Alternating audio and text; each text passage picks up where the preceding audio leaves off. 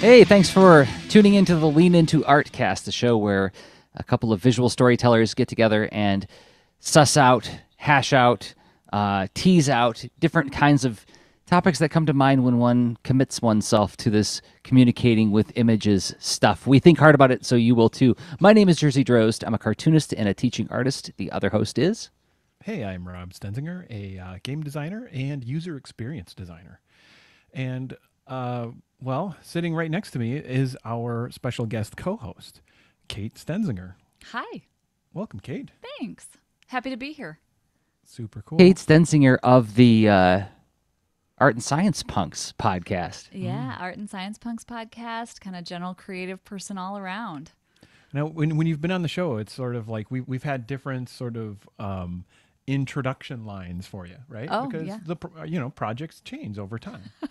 I look back at one of the episodes that you were on that we recorded without Jersey, and it was called "Everyone Doubts." Mm-hmm. You've been on a good number of Lean Into Art episodes. Yeah, I've been here. This is fun. It's great to be back. And for that one, we called it, just to mention your titles, like a mommy blogger and comics writer and like a few other things, right? Because of past projects like Babies Love Comics and things like that. Sure. Yeah. Anyway, and well, you're a co-designer of This Panda Needs You as well.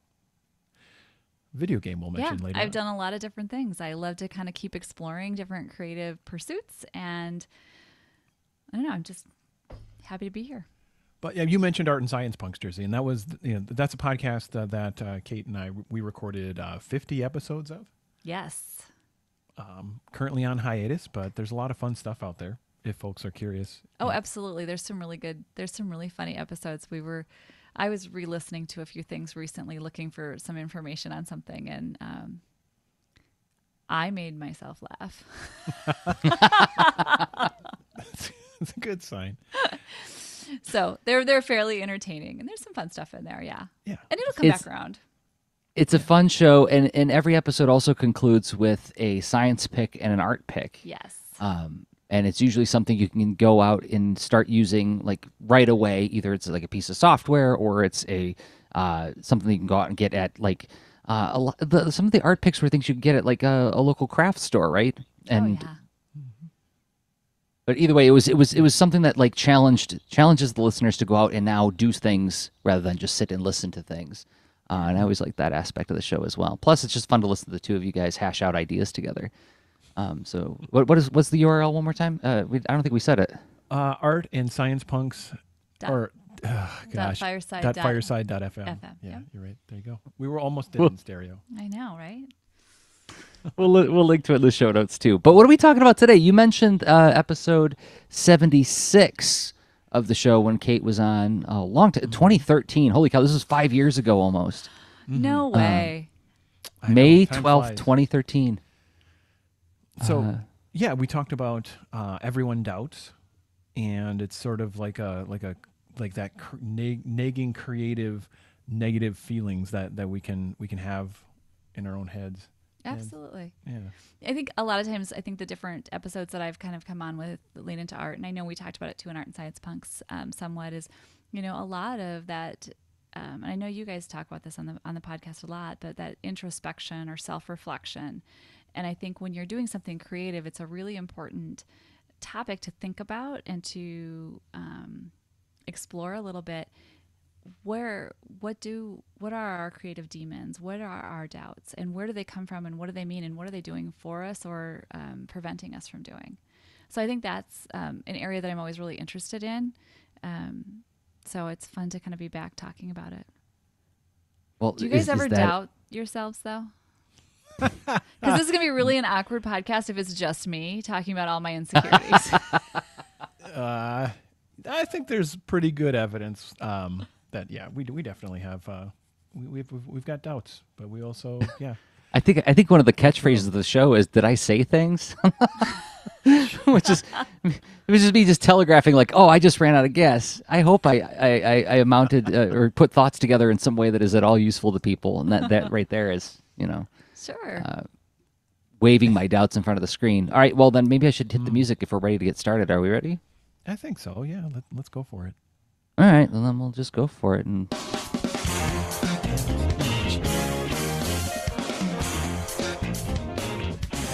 There's our transition music indicating that we are now in the first part of the show. All right. So, yeah, monsters, demons, working for you, working against you. I was thinking about that when I was looking at some of the notes that you guys put together for this episode, is that, a thing that I've been doing in my classroom for the last couple of years is guiding the students, especially my teen classes, guiding students through life experiences, not like psychoanalysis or anything, but more like write down the name of this person, write down the name of that person in your life, a person who did this in your life, capture that memory of your life, and like recombobulate these things into different story prompts, right? Showing them that like your life experience is the stuff that's worth mining, even if you're doing a science fiction fantasy thing. And part of what I'm asking them for is not just positive experiences, but also negative experiences, right? And like I tell them, like there's no right or wrong emotion. It's just as long as it's an emotion that we're digging into there. And like, so like one of the prompts is like a relative who annoys you, Sure. So I imagine that the doubting part is not only a natural part, but is an essential part at times. Is it? I don't know. What do you guys think? Well, yeah, I guess framing up doubt. That I guess I have sort of an assumption that if things are built into our cognition, they likely have served some evolutionary purpose, where it's not like, oh, it's my fault, I invented this and brought it to humanity, and we're doomed now because now I thought a doubt. So I guess maybe that's like an easy get out of jail free card, but like I have a hunch that it has some use, even if it feels not great. Well, and I think it's such a core part of human nature, right? I mean, I think everyone feels it, experiences it. But I think what's interesting or intriguing to me is how it plays out in kind of the creative pursuits. I don't know why that's so intriguing to me, but that piece of it is very... but I do. I think everywhere you look, people have doubts about themselves, about what they're working on, about their thoughts and opinions and expertise.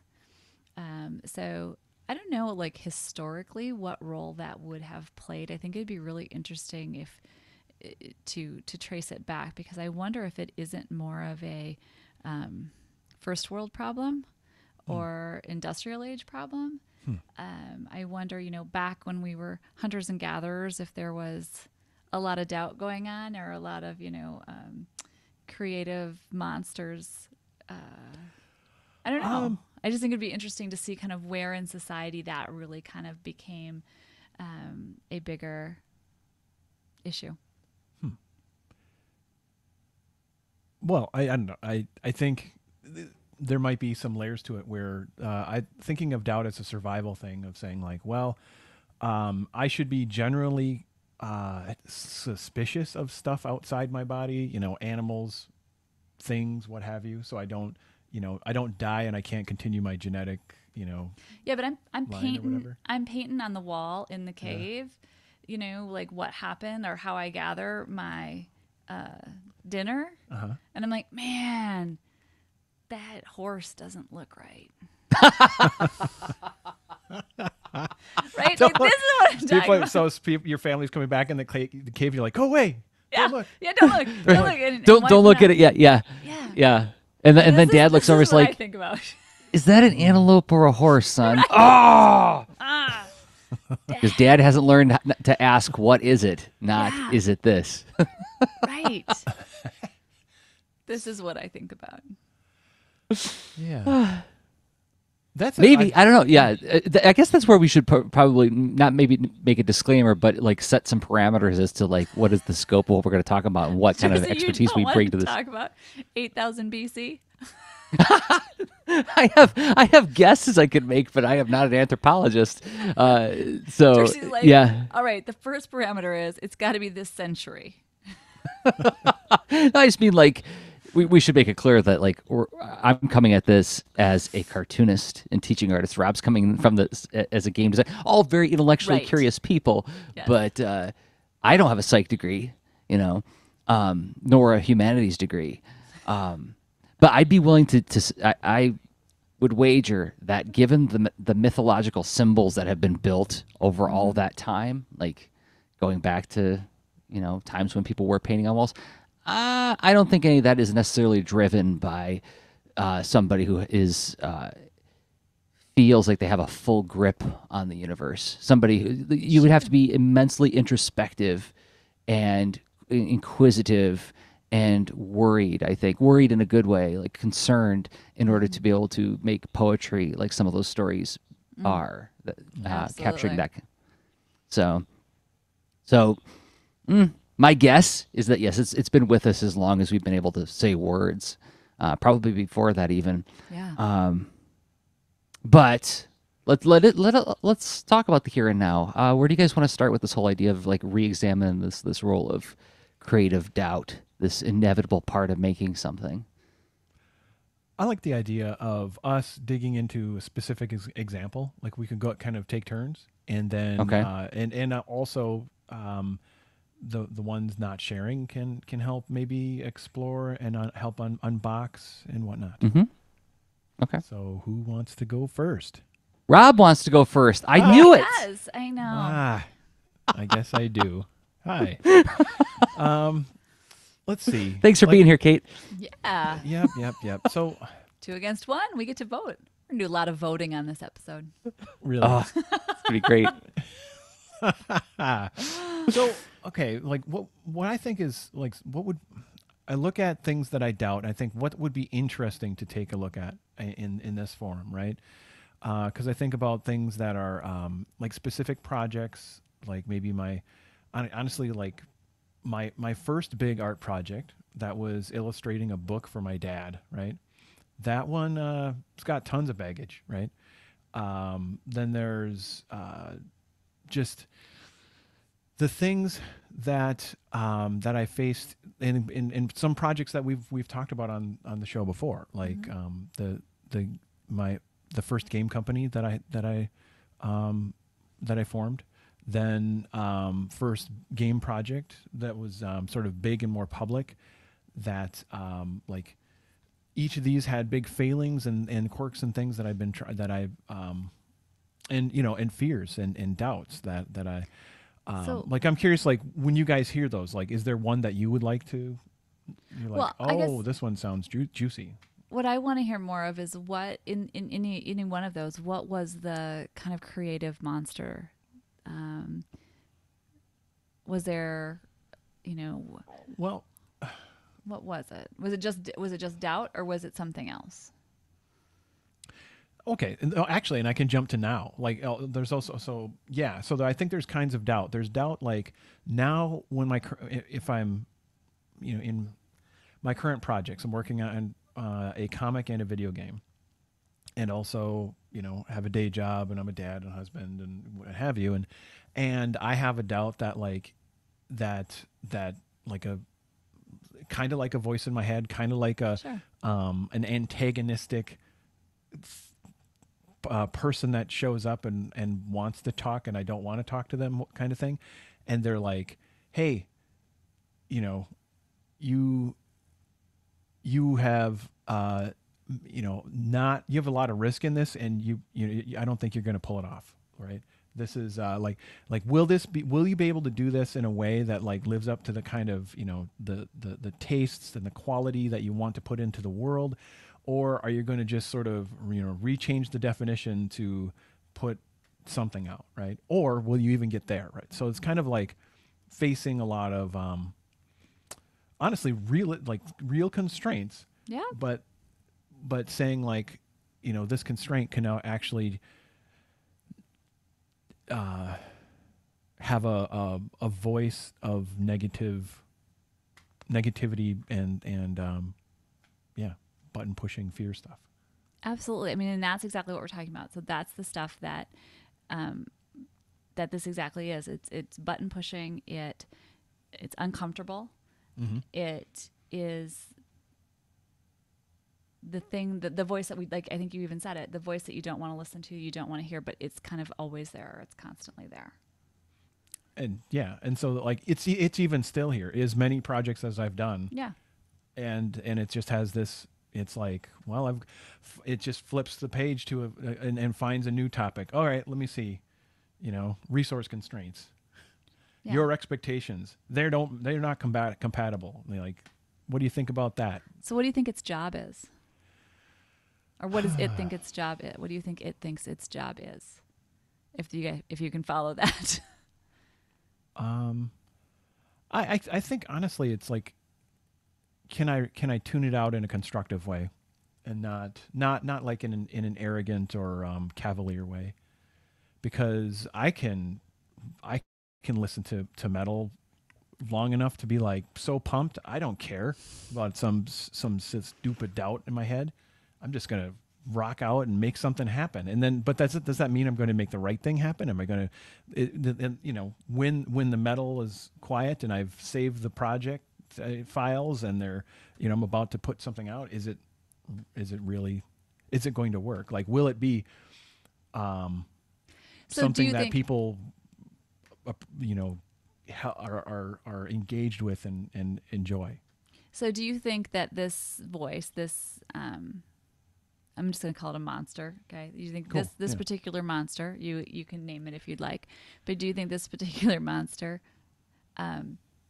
is its role, is its purpose to motivate you? I think yes, that's I can give it that job. I think by default, its job is more distraction and stagnation. Distraction. Like, that's a good one. It's natural, like, talent. If I were hiring this annoying thing, yes, to do something for me, that's would what I want be to know. To stop productivity, and and also to make me hurt, to not recapture and regain productivity, to sort of it's a pretty in its natural state, it's not helpful. Can I ask you a really weird question? Yeah. About this monster? Okay, yeah. When the monster comes in, where do you feel it in your body? I would say it's mostly, that's a hard one. I don't know. Like, why do you ask this, Kate? Curiosity. And, for me, when I think about my creative challenges, I have a couple of different ones. So, like, if I were to take and name my monsters, I could probably give them 3 cuddly names, but I feel them in different places in my body. There are ones that attack me, like, right in my gut. There are the ones that are my neck and back, kind of like the hair that stands up on the back of your neck. Like, there's that fear that this is going to blow up or not going to work. So I feel them in different places in my body. And I think that's just an interesting thing to tune into. Because Rodney Dangerfield used to do some stand-up bit about this, where he talked about, like, he wakes up in the morning and the heaviness will be sitting on his chest saying, "Oh, you're going to be drinking early today." I'll have to go and YouTube this. Yeah, it was he did it in a Dr. Katz episode, actually.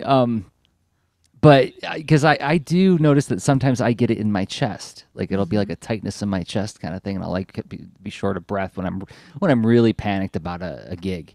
But then yes, also like the back of the neck thing, I felt that as well, and then also sometimes dizziness. I'll even get dizzy sometimes when I get really stressed out about stuff. What about you, Rob? So as I was describing that story, it was my heart. It was my heart, and also I would say sometimes my temple. Sure. The other reason I ask it is because one of the strategies, right, for taking a look at these monsters is, to kind of, you got to decide what you're going to do with them. And so are you going to make friends with this? Like I was asking you, is your monster's purpose to motivate you? And again, that's a reframing. Of course, we can all do that. We can all reframe, oh, this is my motivation. Now I'm going to crank some music. I'm going to get some stuff done. But you're like, no, its job is to distract me. And if you know that about it, if you make friends with it, hi, here's my distraction. So the more you know about it, the more you learn about it. When I feel this tightness in my chest, when I feel this hair standing up on the back of my neck, I can say, oh, Monster Timothy is back and is trying to distract me. And so it's just kind of creating kind of more of those touch points to help you identify it so that you can kind of move forward with some strategies to make it something useful in your life. That's mythological thinking, like what a shaman would do. So going back to our earlier points about when this all starts, it's like there's an angel on your shoulder and a devil on your shoulder. Well, literally, no, but it's helping us understand these complex psychological principles that are happening. Right. So externalizing it and like boxing it up in a little name, a little persona. Little persona, thing. and then but also helping yourself to identify when it's happening, right? Because these things can be distracting. And I know for one, I can be stuck in a rut in a creative project, and stuck there spinning my wheels, and it takes some time and finally it's like, oh, yep, this is my self-doubt, or this is a fear that's happening right now. And the sooner I can tune into that, the sooner I can do something with it, as opposed to just getting sucked into it. Just before we started recording, you guys were asking me how I was doing, and I was talking about how I was facing this common scenario in my life where I get frustrated, but then I want to stop myself before I get frustrated with myself for being frustrated, because then that just forms this echo chamber where it just builds on itself, and it just turns into me not being in control of my feelings anymore. I'm just like a puppet to my feelings. Whereas when I kind of feel it coming, I'm like, I know you. Right. Time to cope with this. Time to find a strategy to deal with this, because I don't want to find myself on the other end of that again. And yeah, I think, like, again, I keep going back to Kazu Kibuishi's that stages of the creative process. This is going to be great. This is hard. This is terrible. I'm terrible. Hey, not so bad. That was awesome. Even that simple thing is like a framework to say, okay, there's a path that you're on. Maybe you're just in this part of the path right now. That's a great framework. Right. To let you know that this is all part of a cycle, and that you will get through it. Right. Hopefully, unless. If not, what if you don't? What happens if you can't get out of it? I mean, you can coexist with it too. Where it's like the thing for me is that that's not the only voice in my head. So it's almost like there's a council that my doubt isn't the loudest member of the council. I just had a vision of what's the kids movie, Inside Out. Have you seen Inside Out? Sure. Right. So you said the council, and I'm picturing all four of them sitting at the control panel, and sometimes doubt gets to play with the buttons, and sometimes yeah, definitely. I mean, it's certainly affecting. It's not nullified, but it's not really gone, and I'm not really trying to give it that much of a job anymore. Right. So yeah, it's because I had some of the tools like you guys were describing, where like for me it's like once I get moving, I have other things I can observe, then the doubt is less. It's less. Its effects are far less. But I'm curious. I mean, do we want to explore other examples? Because I mean that was. An interesting framework. And should we vote? 1, 2, 3, throw. All right. All 3 scissors? All 3 scissors. All 3. Are you kidding me? No, I am happy to talk about freaking all my demons. How much time you guys got? Go for it, Kate. So for me, and I've talked about this on this podcast, and also on Art and Science Punks before, but for me, when I'm working on a creative endeavor, when I'm working on creative things, and we actually, I think, had almost an entire podcast of you picking on me around, I maintain I don't have the ability to draw. Oh, sure. Yes, and Rob maintains that everyone has the ability to draw. So I have a lot of, in different creative pursuits, I have a lot of doubt. That's kind of one of my demons, one of my monsters, but I think one that happens for a lot of creative people, and a lot of people actually in any industry, if you really start to take the lid off and look at it, is that whole imposter. I'm an imposter. People are going to figure out that I don't know what I'm doing, that I'm not an expert, that I don't have this kind of level of expertise. For lack of I don't deserve respect. I don't deserve admiration from my peers.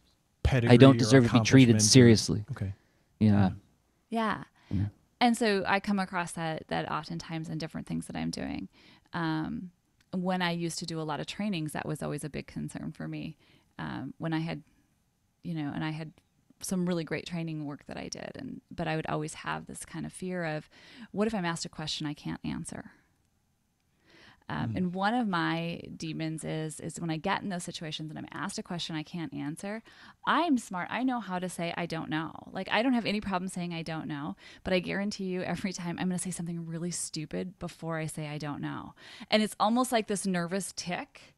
And like the world's dumbest thing is going to come out of my mouth, and I'm going to be like, I don't know the answer to that. And I can sound really smart saying I don't know the answer to that. But first I'm going to say, and then I'm going to just think about this one sentence that I said for like the next 6 months.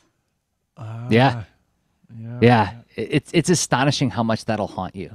Right? Yeah. I mean, even stuff I said in 5th grade comes back to go like, hey, remember you said that dumb thing? Oh, thanks. But the difference is there's probably not a person on the planet that would ever say, hey, remember when you said that dumb thing? Because nobody probably caught it. But because in some I forget where I read this, or maybe somebody said it to me, but it's like everybody else is worried about the dumb things they're saying, and we're all in the room sweating all the time about this, I try to remember that. I try to keep that in mind, but yeah, I'm not great at it. And I know that when I'm in a classroom environment or a workshop environment, especially because I'm like in a workshop environment, I'm dealing with people I haven't been working with very long, and so I'm simultaneously trying to figure out what they need, map my experience and knowledge to what they need, and guide the room, and also figure out the dynamics of the room. So there's a lot happening at the same time. And in my weaker moments, I find myself trying to take on a sage approach where it's like, well, I have answers to give. What are your questions? I have answers. And I don't stop to pause and say, I don't know. Let's think about that for a second. Which is like which is such a great way to let a room. This actually maps on a doubt.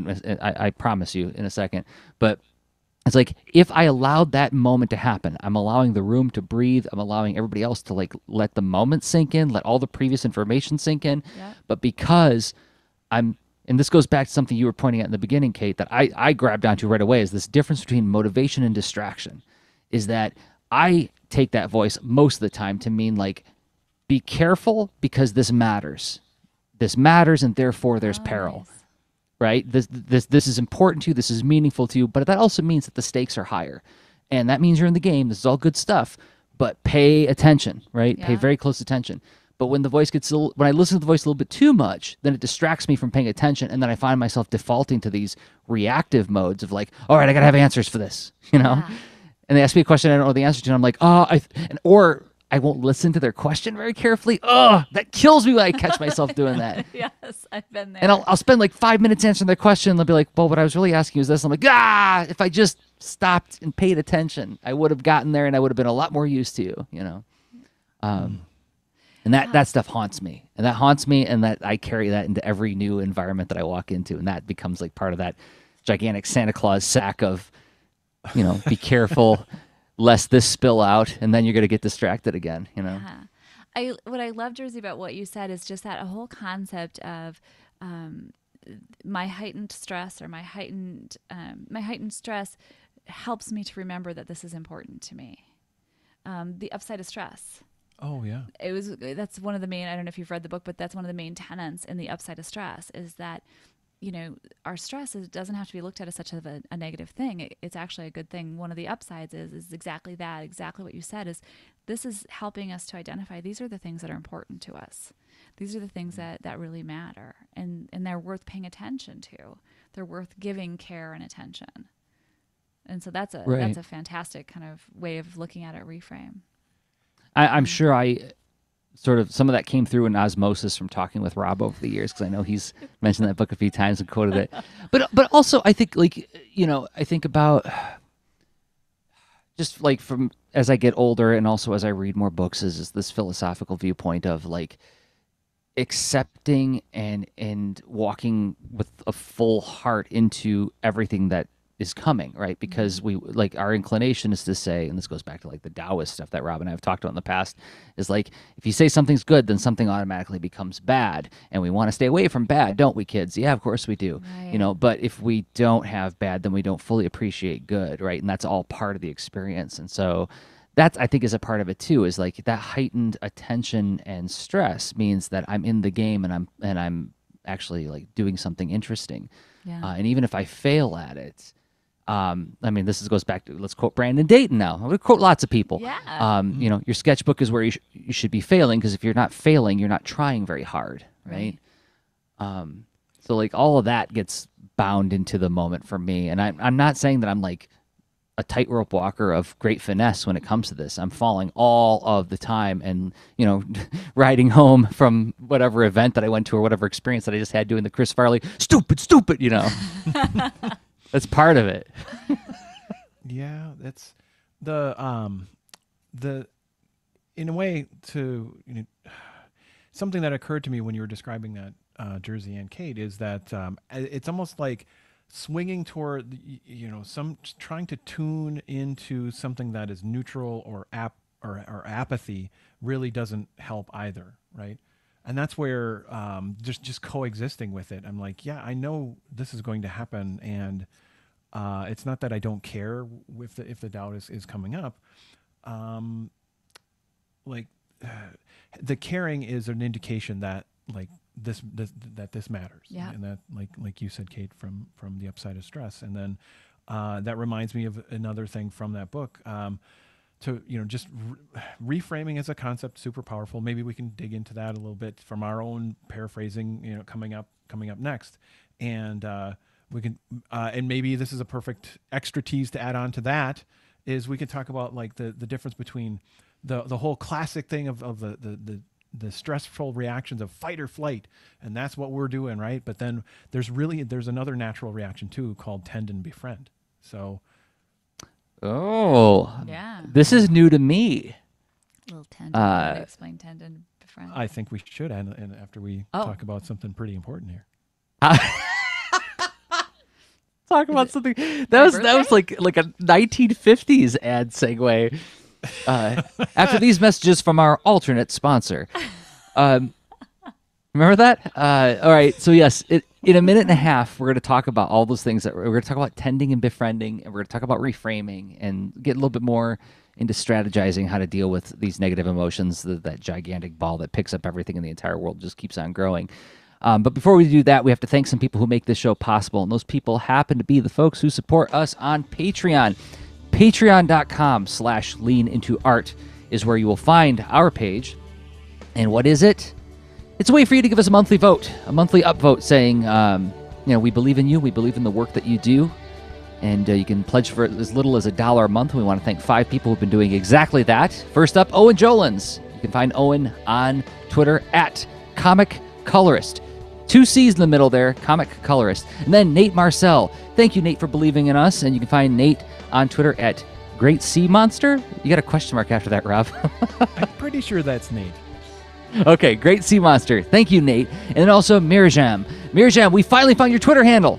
And it's at MYRJAMVDV on Twitter. We will link to these all in the show notes, of course. And then also thank you to Esprit Devra. You can find Esprit on Twitter at WeAreLATech. And finally, Becca Hilburn at Natto Soup on Twitter. Thank you all for supporting us there. And if you want to join them, you can go to patreon.com/leanintoart, where you'll find every show that we make, including the extra leans, the shows we record in between episodes, where Rob and I usually just riff on a topic and see where we land. And then that post becomes an open mic post for you to chat about whatever you want with in a safe space with all your fellow leaners. And we thank everybody who has been doing supporting us there. And one more time, what's the URL, Rob? The URL is patreon.com/leanintoart. Super easy to join. You get those extra downloads too for signing up, And then, of course, the extra leans. You don't want to miss those. So, and thank you so much for everyone who is supporting us. All right. Now it's time. Serious time. Yep. Strategizing.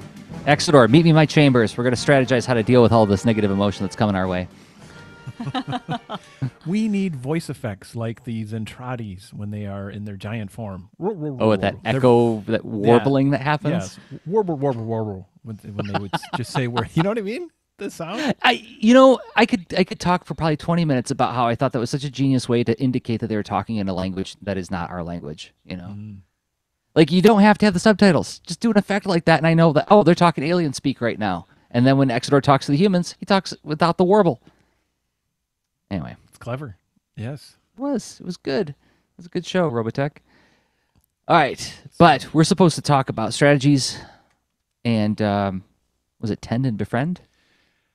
Yeah. I mean, it's in general, I think we scratched the surface on a variety, and did a bit more than that just, recounting a few different doubts and then in how dealing with it. And then I think Kate was describing different ways of framing. So we should, or in reframing, that's a really helpful concept that I think is described super well. And we'll have to add a link to this book in the show notes, but it's The Upside of Stress by Kelly McGonigal. And something that she pointed out in her,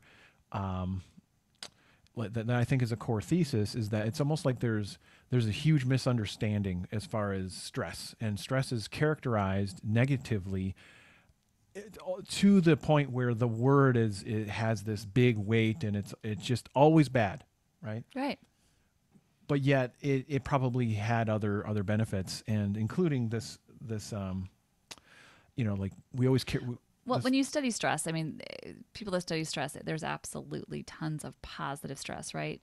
They talk, I mean, because there's all these lists out there. You can Google them, right? The top 5 most stressful things that can happen to you, right? But in there, the top 10 things in those lists are, getting married, moving into a different home. I mean, some of these can be very positive things, positive stresses in your life, but they're also incredibly stressful, right? They take a lot of mental energy to accomplish. But wouldn't you say so is it only sort of a pop culture thing where we miscategorize stress, though? I think even though in a positive stress situation, we're still talking about stress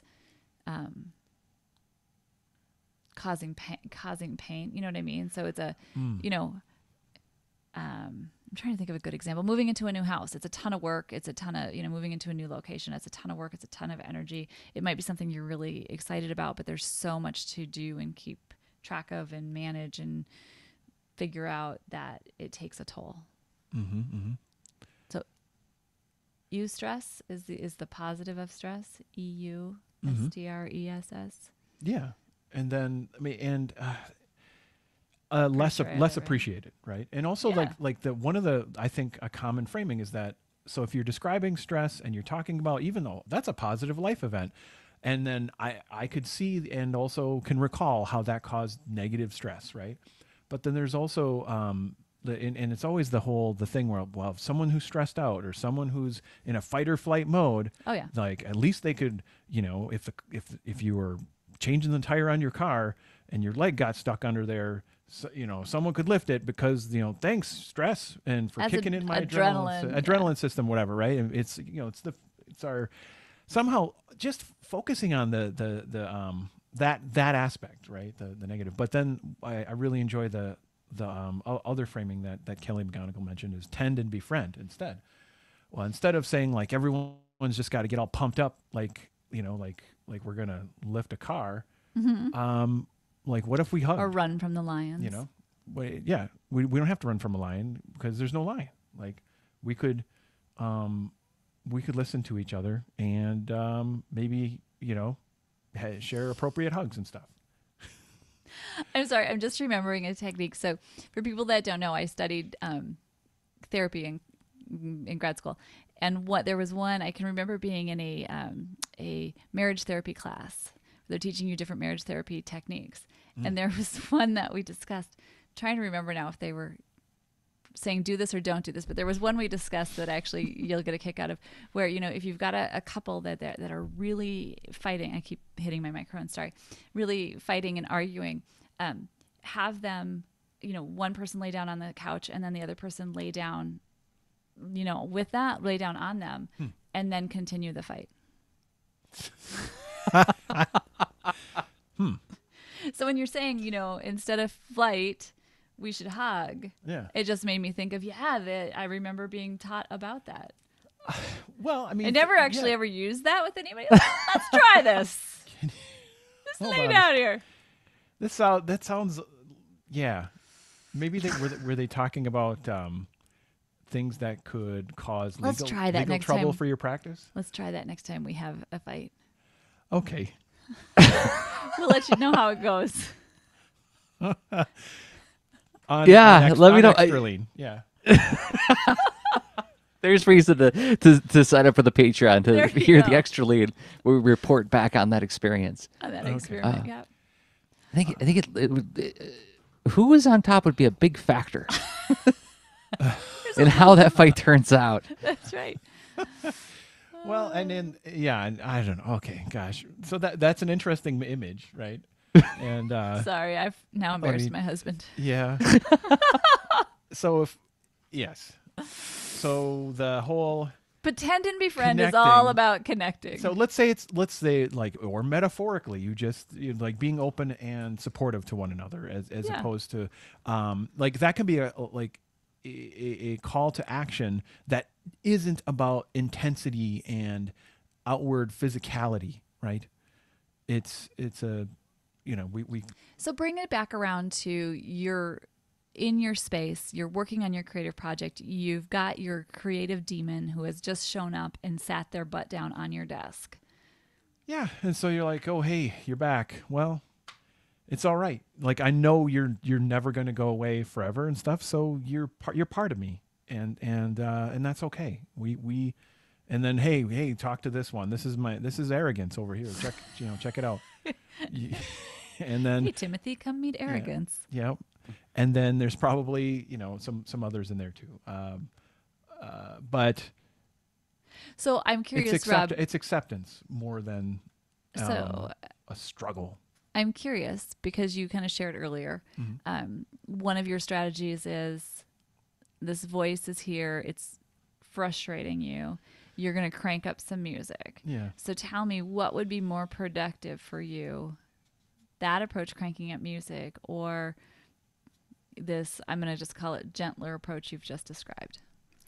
They totally go together for me. Okay. Okay. They don't happen simultaneously, but it's the stages. It's like, okay, you're here. I'm not going to fight it, right?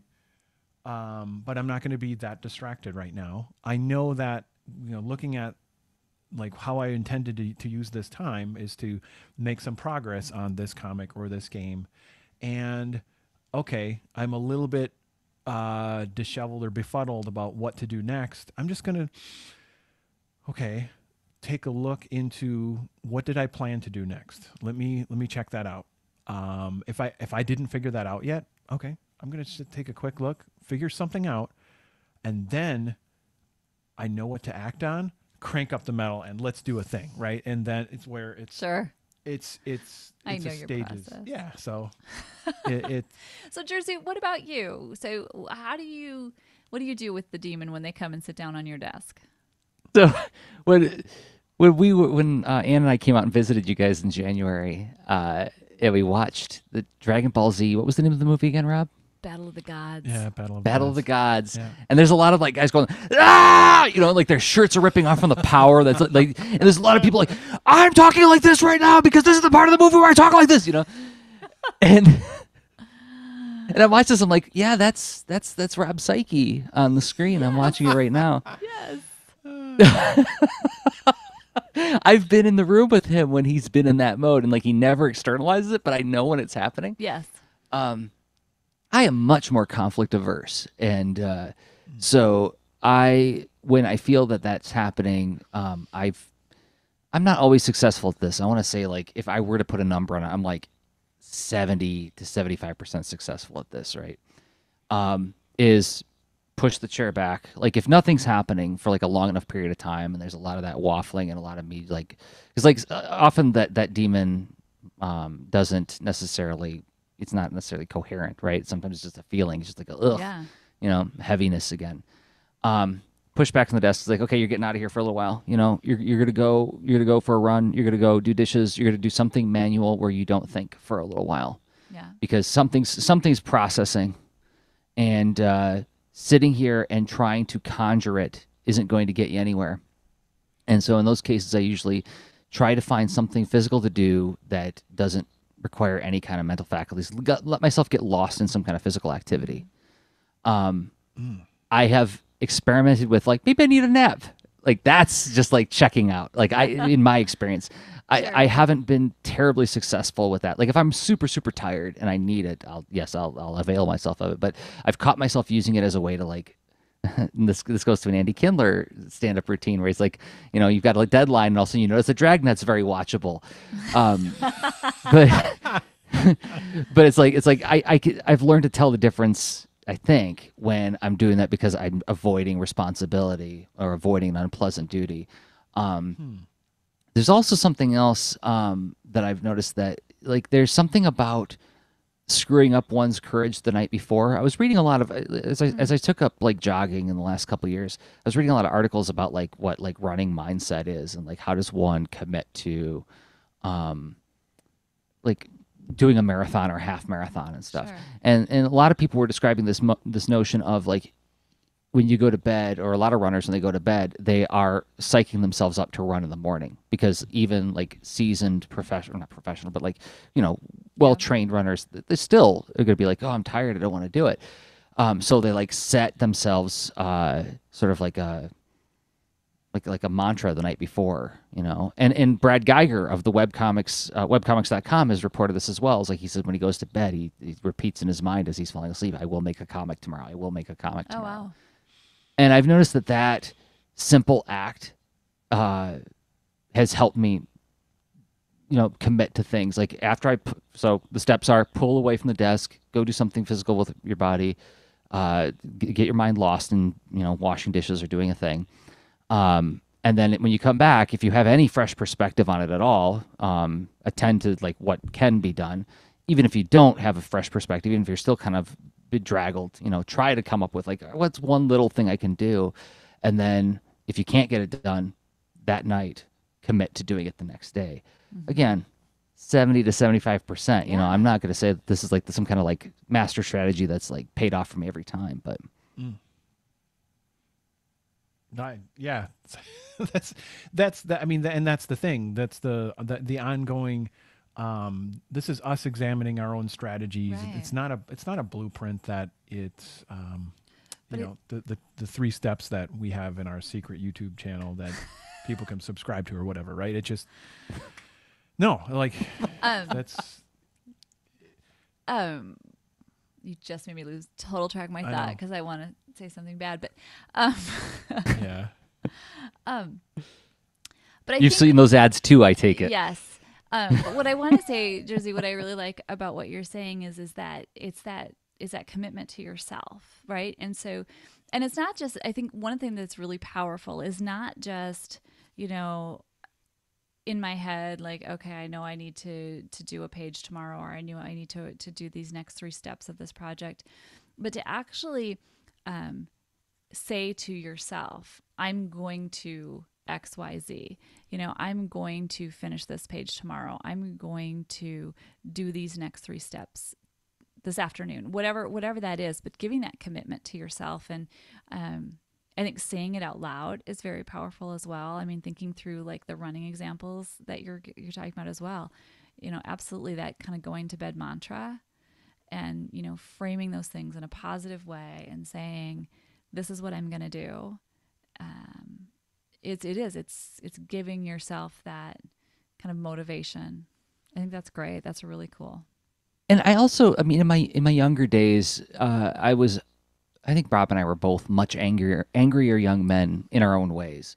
I think I was much more of an aggrieved young man, for crying out loud, like that kind of angry young man.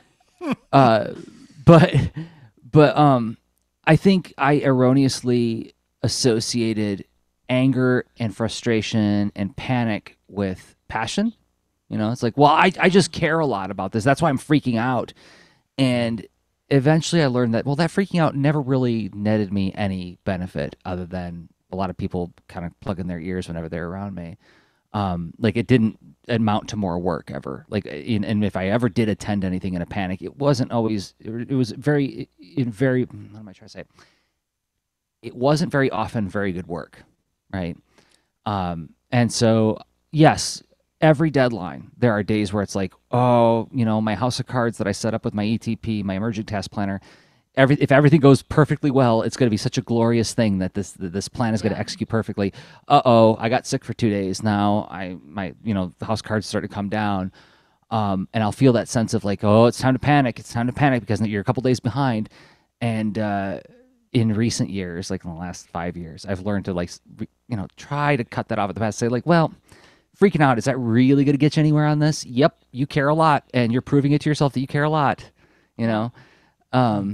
But it doesn't mean you don't care if you attend to it with a calm head tomorrow. Right. That is so interesting you say that, because I'm going through that right now. So unfortunately, I wasn't an angry young man, so I didn't get to learn this sooner. And so I'm having to learn it now. So there's the lesson. Everybody be angry young men at one point. Had I only known. But so my challenge is I have this, and this is unrelated to creative stuff. Sorry, I'm going to go off on a tangent, but I have this intense anxiety that I get when I am going to be late to something I've signed the kids up for. And I'm going to be late because I have 2 young children who don't care about what time it is or they're very excited about going to, I'll just use gymnastics as an example. They're very excited about going to gymnastics, but hey mom, I want to show you this trick I can do with my socks for 15 minutes before I get in the car. And I get just so anxious. And so I've made a very conscious effort recently to say, you know what? We're going to get there when we get there. And what is the benefit add to the universe for me being so anxious about this? I haven't come up with one yet. No benefit add to the universe. Let's just do it without that. And, it's the same kind of thing what you're saying is like, there's different ways to approach it. It's mindset, and it's hard. Well, it's a self-talk strategy to get yourself talked down, right? Yeah. It's not the moment when Bilbo lets go of the ring and it's like, it's like a real, like, it's a crisis negotiation. Yeah. there's like a little you with a bullhorn going like, all right, Kate, we all understand that you care a lot about this, But it's been really interesting, to the point that one of my kids said the other day, Mom, what some kids in my school say? And I'm like, what? This was just random out of nowhere, but it was at one of these moments when normally I'd be freaking out. She goes, who are you and what have you done with my mother? I said, oh, am I acting a little differently? And she said, mm-hmm. Wow. To which I had to say, I'm making an effort. And we had that exact conversation. I mean, I said, so I'm showing, right, my work here. And I'm not great at it. And of course, now she calls me out on it every time. But, it's that here's what I'm trying to do.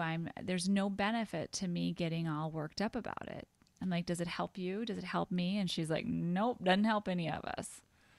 And this is where I think there's common ground for everybody, is that there is some kind of sequence, there is some kind of process. And if you do start to notice a progression as far as having the, negative, doubt, fear, whatever, creative monster, bad habit, whatever, getting in the way,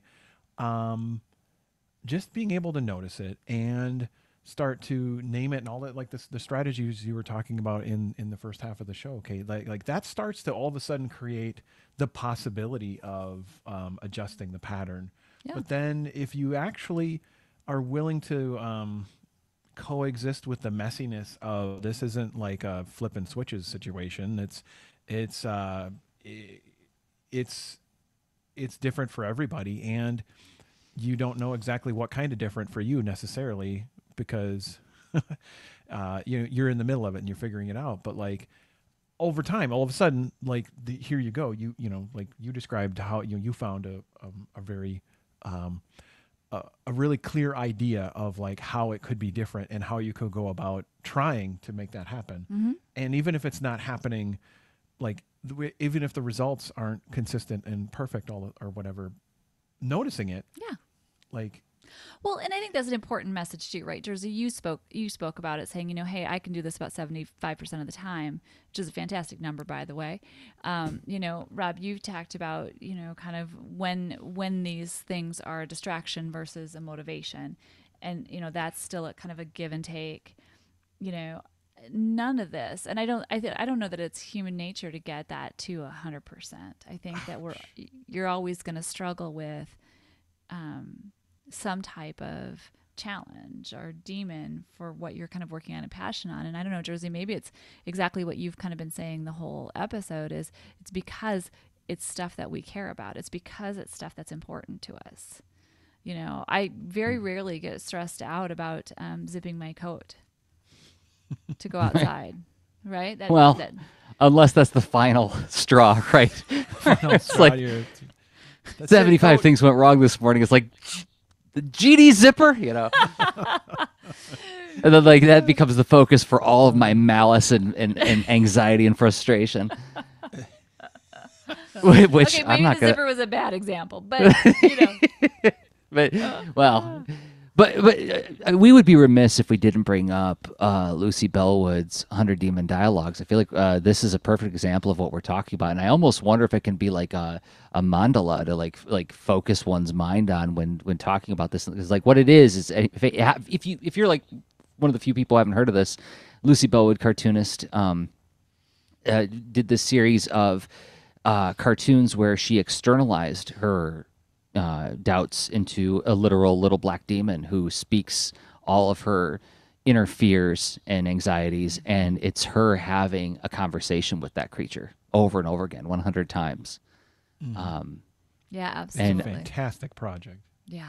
And recently collected into a book, and even with a plushie for the little demon. So you can go to lucybellwood.com. We'll link to this in the show notes as well. She's at Emerald City Comic Con this weekend with the book. If you're in the Seattle area, go say hello to her. But super cool. But yeah, I think that's a great thing to look at if you're wondering, like, okay, how do I, like, for those of us, if you're tuning into the show, you probably, like Rob and me and Kate, are very visually oriented people, and sometimes seeing a pictorial representation of what we're talking about is so much more effective than listening to people talk about it, right? So I feel like we're creeping up on final thought time. What do you think? Yeah, I think so. Like we could talk about like any kind of last thing we wanted to double down on or point out, but I thought that there might be sort of another benefit of coexisting with your creative monsters of doubt. There's not yeah. I mean, I think we talked about maybe that it's not really a thing to look at only negatively. Sure, there could be some positive things, but maybe we've got like another like, hey, this is handy way. Hey, maybe this is a job you could hire your monsters of doubt for. Okay, we can. Okay, so I think the one thing that I would kind of add to the conversation is I think it's important to spend time thinking about what. After, like, you have a great thought there. Sorry, and we got one more break. I don't know the rules. No, it's awesome. I could tell the thought was right there. No worries. And I want you to hold it. And then people gotta wait. Did you guys see him tap me on the shoulder? I'm like in mid that, and he's like, people gotta wait.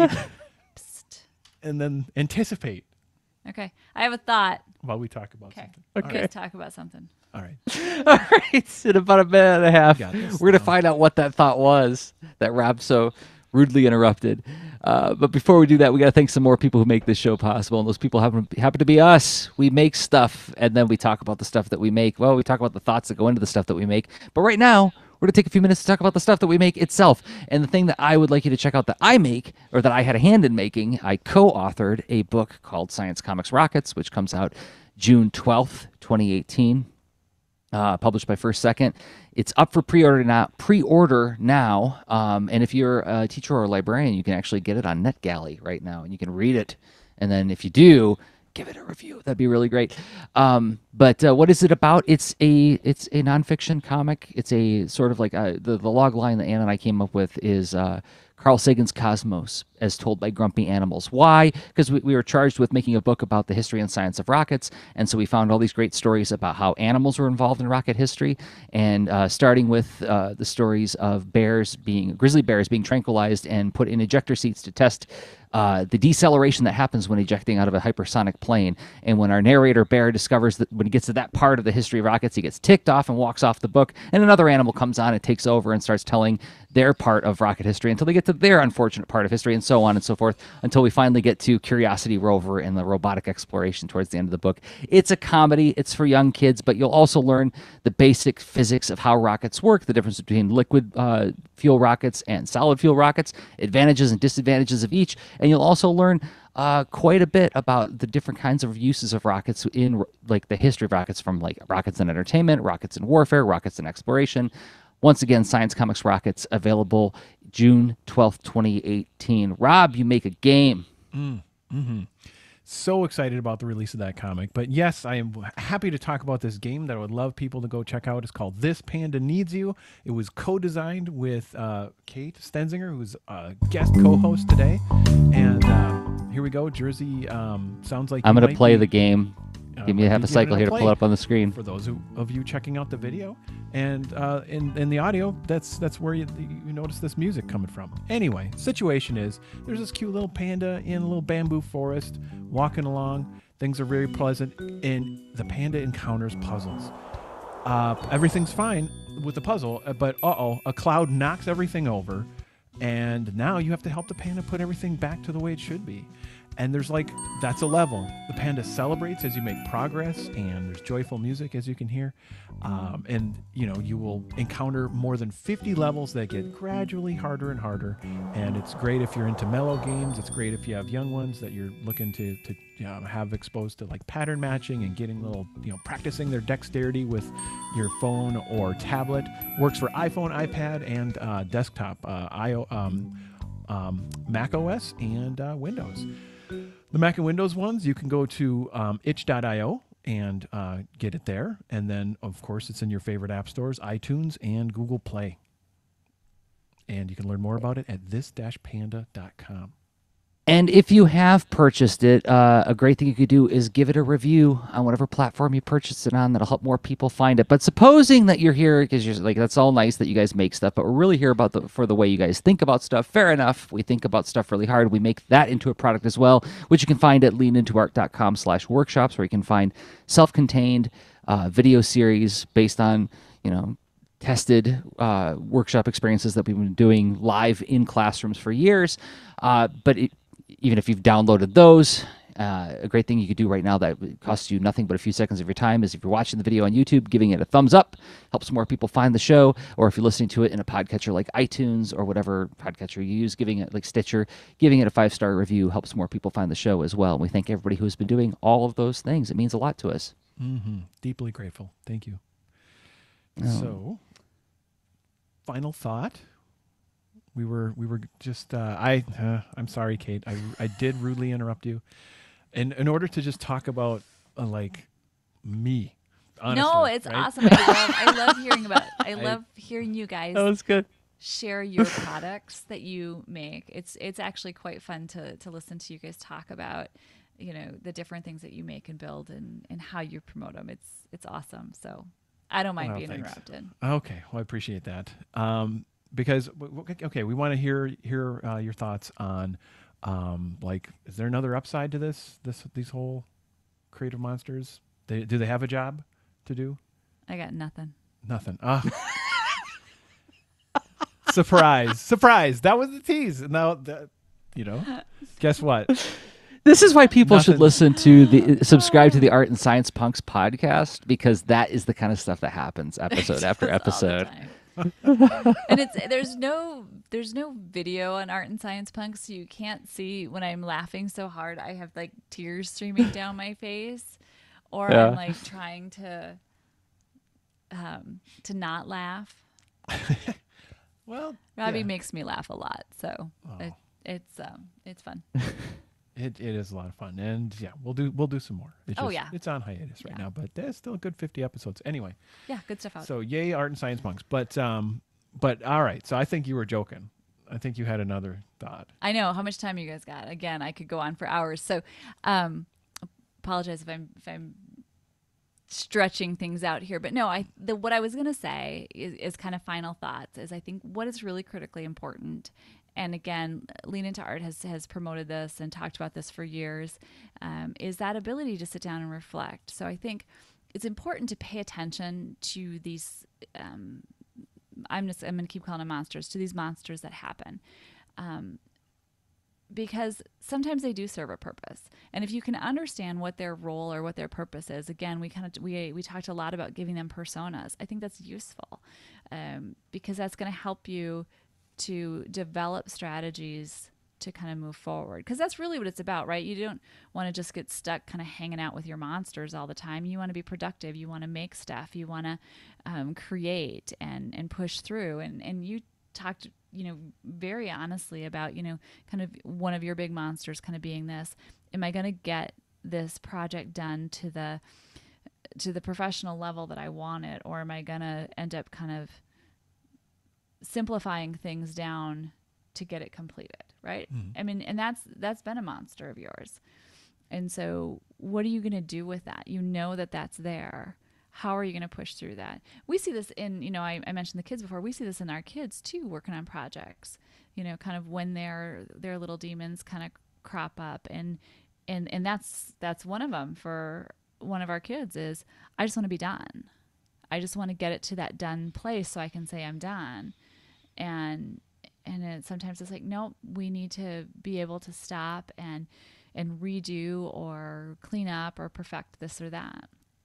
And it's something I think we all struggle with. And, I talked about feeling like an imposter and like I don't have the right expertise. Okay, I know that's just doubt. I know everybody, feels that at times. So what do I do with that? What's the purpose of that in there?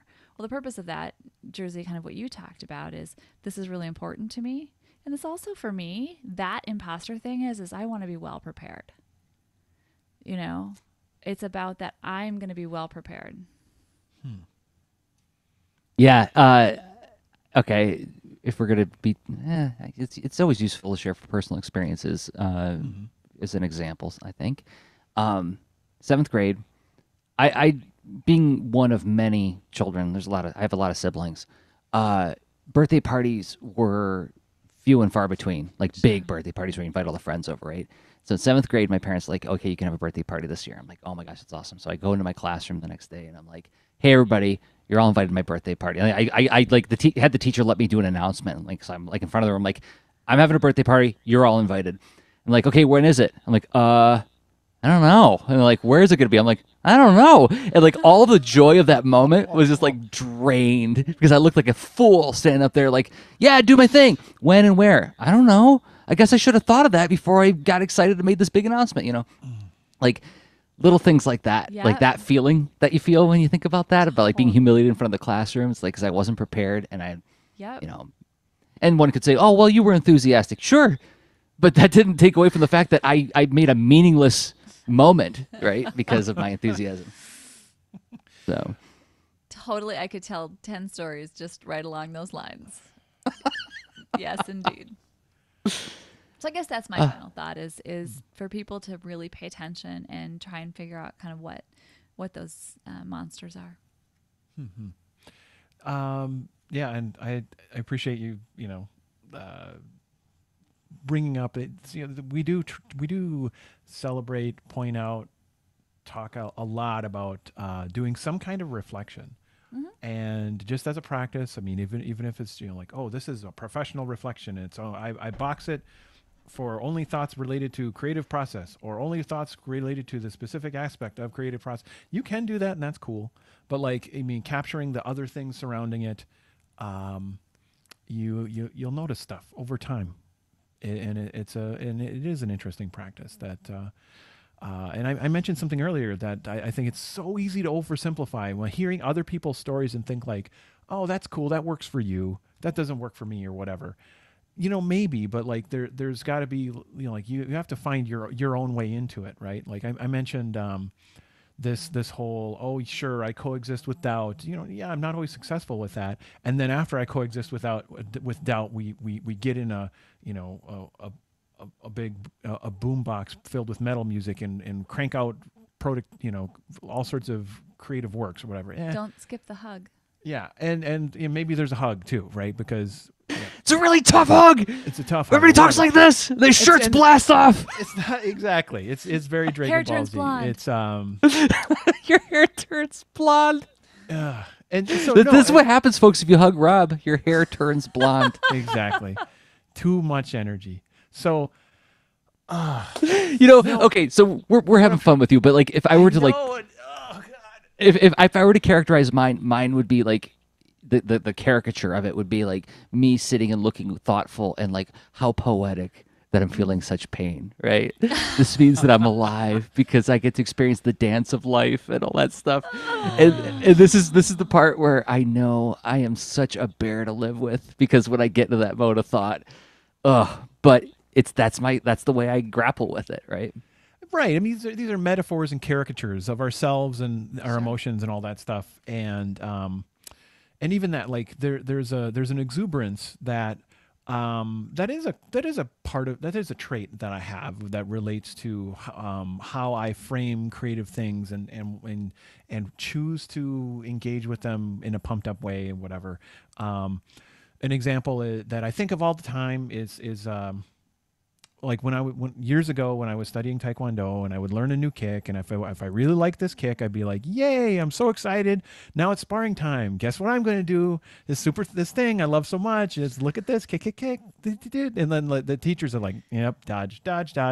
And you just look, I know to them, they saw in their skillful vision, they just saw me as a big wobbly bag of targets. They're like, oh yeah, boot, and I'm like, ouch, ouch, Okay. But the exuberance and getting lost, whatever, it's let's see. To me, in a way, I look at that as like having being all right with outcomes that weren't what I expected, and starting to be okay enough with that, but not totally okay with that.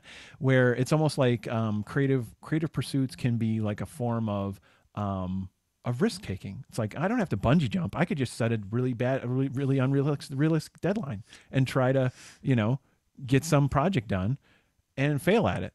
That was a risk, and I took it, and maybe I learned something through it, especially if I'm trying to unbox it afterward. I have an experience just from last night where I walked perilously close to the edge and almost went over to the bad part and then kind of rounded back. And I was like, no, this is actually a good thing. So every other Wednesday or so, I go to this thing called Letterpress Lab at the Ann Arbor District Library, where they actually have letterpress machines set up. And I go there to run little experiments. And plus there's like this really nice community of people who all show up to all do different letterpress projects. And I've, becoming friendly with some of the people who go every week.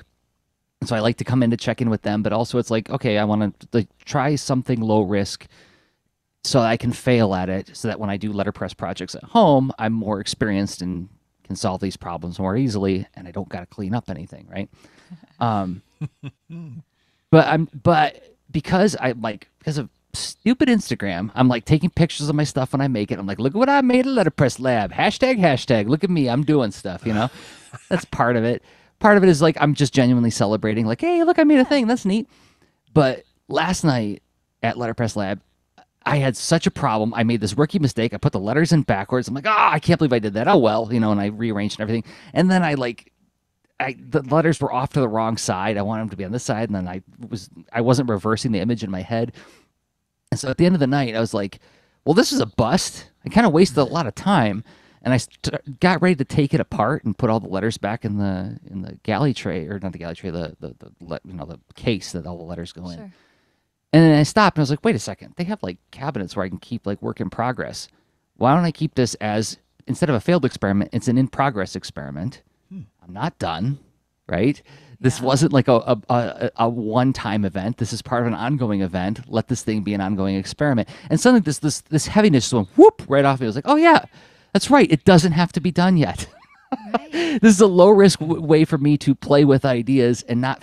And I turned it into this thing where every time I show up in 2 hours, I have to turn a thing around. Oh, sure. I put that pressure on myself, and then I caught myself before I started getting really upset about it. That's awesome. And I think it's important too because, right, how many places do we go? How many experiences do we have in our life where it's really safe to fail? And it's more than we believe, right? It's totally more than we believe. But, I mean, that's what you were just talking about is, some of these creative pursuits can be a place to explore and learn and fail and try. It's kind of like the Brandon Dayton sketch quote that you said earlier, Jersey. Yeah. It's your letterpress work. It's, where can we just go and experiment and play and fail safely. Take risks. That's I think why a lot of us do creative projects. So I think I think so, especially when it's the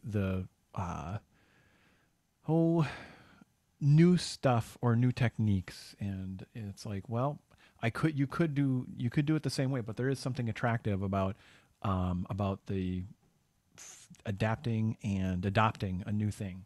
mm-hmm. So that's another interesting job that I guess maybe it's worth coexisting with these darn negative feelings. I don't know. There's I think so. And again, I'll quote Brandon Dayton, who was quoting C.S. Lewis when he said, it's worth such pain to love so much. Mm-hmm. I think about that quote all the time. And not to be like, this is not a ferocity thing. This is more like it's the whole picture. It's the whole experience. The whole experience it's your is Dragon like Ball Z. It's okay, man. That is my Dragon Ball Z. It totally is. Yeah. It totally is. And I am absolutely insufferable when I get on those Jags, so we should cut this one off quick. Rob, Kate, I think we did a podcast. I think we did. We did. It was Thank great you, having guys. you here, Kate. Oh, thanks. Yeah. Thanks for letting me sit in. Thank you, Kate. Yeah, always love to have you here. And we record the show every week, Thursday nights at 9 p.m., 10 p.m. Eastern, 9 p.m. Central. And we stream it live on YouTube, and then we collect it as a podcast at patreon.com/leanintoart. Do subscribe to the channel if you haven't yet. And do tell your friends or give us a 5-star review. That helps more people find the show. And until next time, I have been Jersey Drozd of leanintoart.com and Jersey Drozd on Instagram. And where should people find you, Kate? Yep, and I'm Kate Stenzinger on Twitter, and you can also find me at Art and Science Punks on Instagram. Oh, awesome. And I am Rob Stenzinger of leanintoart.com and Art and Science Punks, and Rob Stenzinger on Instagram. Why not? Okay, bye. Show notes for this episode can be found at leanintoart.com.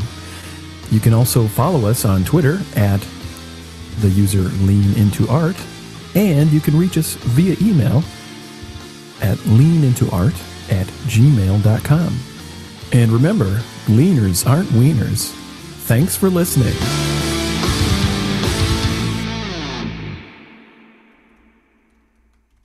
Okay, I'm going to shut off the stream. Thanks, everybody, for hanging out with us. Yeah, thank you so much.